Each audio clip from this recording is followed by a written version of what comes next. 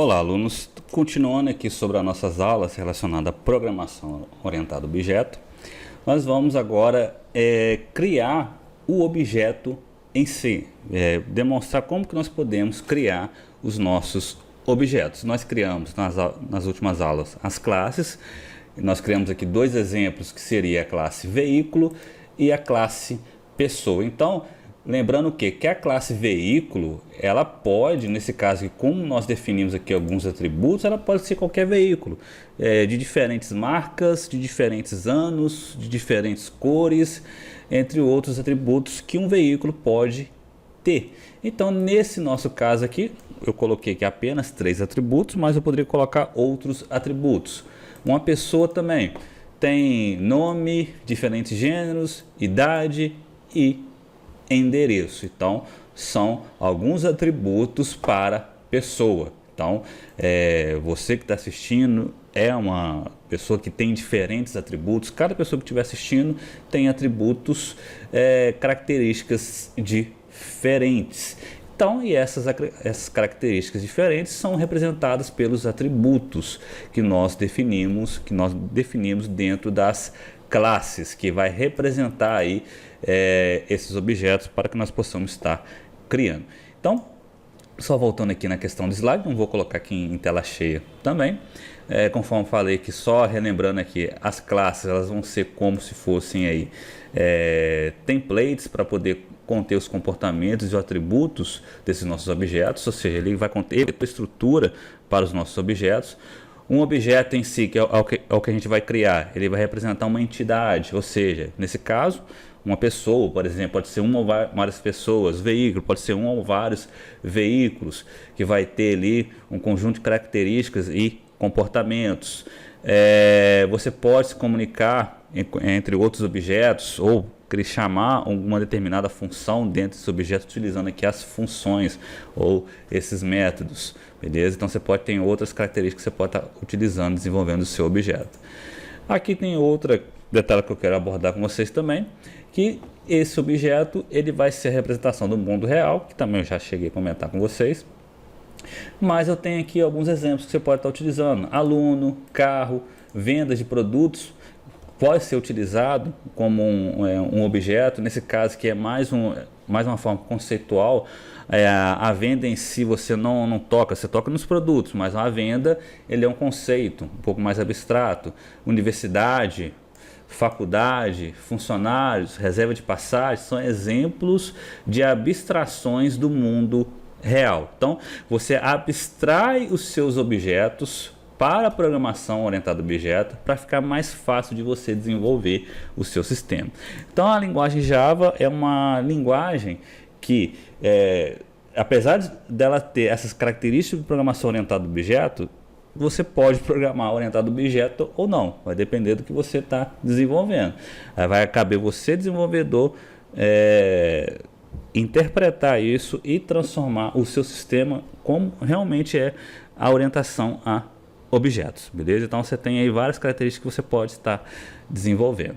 Então é uma característica que você tem que entender. Lógico que às vezes para quem está começando pode ser um pouco difícil de tentar interpretar, colocar, separar os objetos, mas com a prática aí a gente vai chegando a entender melhor como que nós podemos estar desenvolvendo o nosso sistema de uma maneira mais organizada, de um pouco mais parecido com o nosso mundo real, que vai ficar muito mais fácil de você entender o seu sistema, mais fácil de você dar manutenção, que é outra característica da orientação a objeto, muito mais fácil de você dar manutenção no seu sistema, muito mais fácil de você encontrar alguma coisa, desde que você programe da maneira correta, tá? Então vamos lá. Então, como que nós podemos utilizar um objeto em si? Eu vou utilizar aqui a própria classe principal. Então, o que vai acontecer? Vejam só que eu tenho 3 arquivos. Opa, acabei fechando aqui. Deixa eu abrir aqui o arquivo novamente, o principal. Vejam só que eu tenho 3 arquivos agora aqui dentro do meu Visual Studio Code. Quando nós programamos alguma coisa em Java, conforme eu tinha falado com vocês na aula passada, eu colocava aqui todo o nosso código em um único arquivo. Qualquer exercício que eu fosse fazer, colocava tudo em um único arquivo só. Então aqui agora nós estamos separando, aprendendo como que nós vamos separar o nosso sistema. Aqui agora, o que eu vou fazer? Eu vou criar o objeto em si. Como que nós podemos fazer para poder criar o objeto com base na classe? Então, é bem simples.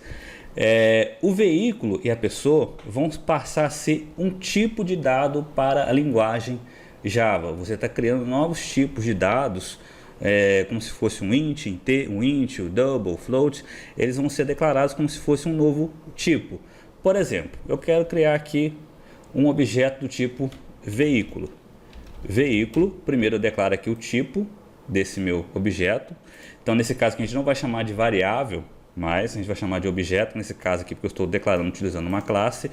Veículo, vou colocar o nome aqui, por exemplo, sei lá, carro, new, veículo.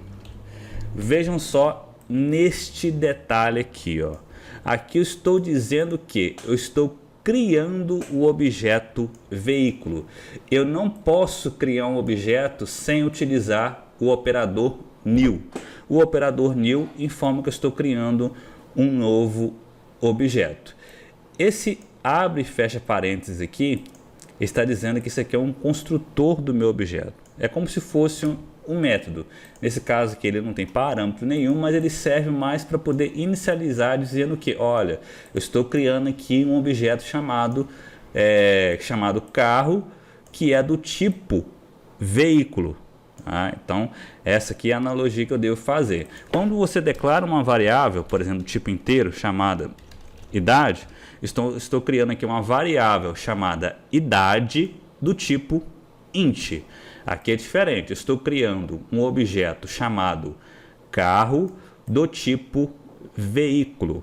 Então, essa aqui que é a diferença, até a forma como que você vai chamar esses seus objetos que vão ser declarados no seu sistema.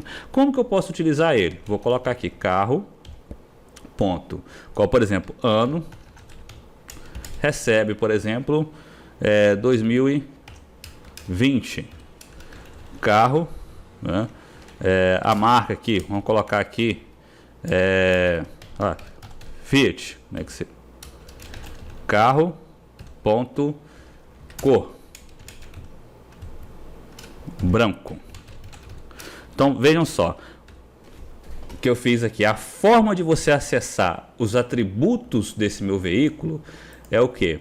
É você utilizar o ponto. Quando você coloca aqui o nome da variável carro, ponto, o Visual Studio Code já vai abrir para você aqui os atributos que foram declarados na classe veículo. Vejam só, ano, cor e marca. E vejam só também que nós declaramos como público. Esse público aqui, ele que vai me dizer se o meu veículo ele vai ser visível em outra classe para eu poder utilizar ele. Por exemplo, se eu colocar aqui esse meu veículo aqui, essa minha classe aqui, ó, esse atributo aqui, ó, como private, que é um outro modificador de nível de acesso, está dizendo o quê? Que esse meu atributo aqui, ele só vai ser visível dentro dessa classe aqui. Eu não vou conseguir acessar ele externamente. Vejam só que o Visual Studio Code, ó, ele já coloca aqui vermelhinho, ó, informando que eu não posso utilizar esse campo. Quando eu passo o mouse em cima desse atributo, ele já fala que o campo da marca do veículo não está visível, ou seja, porque ele está privado. Então vou colocar aqui como público. Então vejam só que quando eu quero que um atributo seja visível em outras classes, eu tenho que colocar ele como público. Então aqui eu estou utilizando a minha classe principal, chamada principal, que tem um método main. Então eu estou utilizando ela aqui porque eu quero desenvolver o meu sistema, inicializar ele utilizando esses através do método main, que é onde que eu vou inicializar a minha aplicação. Então aqui eu coloquei os meus atributos, lembrando que para poder acessar o atributo eu tenho que utilizar o ponto seguido do nome do atributo. Então primeiro eu coloco o nome do meu objeto, ponto e o atributo que eu quero atribuir algum valor. Eu posso recuperar também o meu atributo. Por exemplo, eu quero escrever o nome de um atributo na tela. System.out.print ln, vou colocar aqui nome. e vou escrever aqui o nome do carro na frente, carro.nome. Vejam só que eu estou recuperando agora o valor contido no atributo nome que está aqui no meu objeto carro. Agora, se eu inicializar aqui, ele tem que aparecer. Opa, não coloquei o nome, né? Opa, por que apareceu o nome aqui? Aqui tá errado, deixa eu dar uma olhadinha aqui. Coloquei nome, não, aqui é marca, pessoal. É marca, tá? É marca, desculpa aqui, aqui não tem esse atributo nome aqui. Se eu colocasse esse atributo nome aqui, ele iria dar um erro aqui no meu sistema. Então vamos executar aqui, só para a gente poder ver aqui o nome do veículo, né? Então no caso seria aqui a marca. Vamos colocar aqui, marca. Executar novamente. Então, veja só, eu escrevi aqui no meu console a marca que está armazenada dentro do meu veículo. Ah, Paulo, eu posso digitar um valor e atribuir direto nesse meu atributo? Pode também. Da mesma forma como a gente faz com as variáveis, você pode fazer com o atributo dos seus objetos. Mas desde que esse meu objeto esteja alocado. Eu não posso pegar isso daqui, ó, colocar antes de alocar o nome do meu objeto, alocar o meu objeto. Se eu executar, o que vai acontecer? Primeira coisa, não existe esse atributo aqui, ó, esse meu objeto carro. Então eu não vou conseguir acessar ele. Então eu sempre tenho que colocar ele após a declaração do meu objeto e nunca esquecer esse operador new. Se eu esquecer esse operador new, vai acontecer um erro no meu sistema durante a execução dele. Se eu executar, ó, olha só o que vai acontecer. Já está falando aqui, ó, que a variável ela não foi inicializada, já está ficando vermelho aqui, ó. Ou seja, eu não vou conseguir executar o meu aplicativo, não vou conseguir compilar ele. Então já deu um erro falando que a minha variável carro não foi inicializada, porque eu preciso alocar um espaço de memória para ela, criar o objeto veículo. Eu poderia colocar ele como num. Só que se eu colocar ele como num, quer dizendo o quê? Que esse meu objeto está recebendo um valor nulo, ou seja, que ele não foi inicializado, eu vou gerar aqui um erro no meu programa após executar. Ele está falando o seguinte, ó, java.lang.numPointException. Ele está dizendo o quê? Que o meu objeto carro é nulo, ou seja, não foi criado nenhuma instância para ele, não foi alocado nenhum espaço de memória para esse meu objeto. É para isso que aquele operador new serve. Então eu não vou conseguir utilizar aqui o operador, os atributos desse meu objeto, nada desse meu objeto, porque ele não existe para a linguagem Java. Então o que eu tenho que fazer? Voltar aqui com o veículo, terminar com ponto e vírgula, executar, e eu consigo exibir normalmente. Eu posso colocar aqui os outros atributos, tá? Eu posso fazer dessa maneira. Eu posso também, conforme eu tinha falado, colocar a leitura desses meus atributos utilizando aquele comando de leitura, que é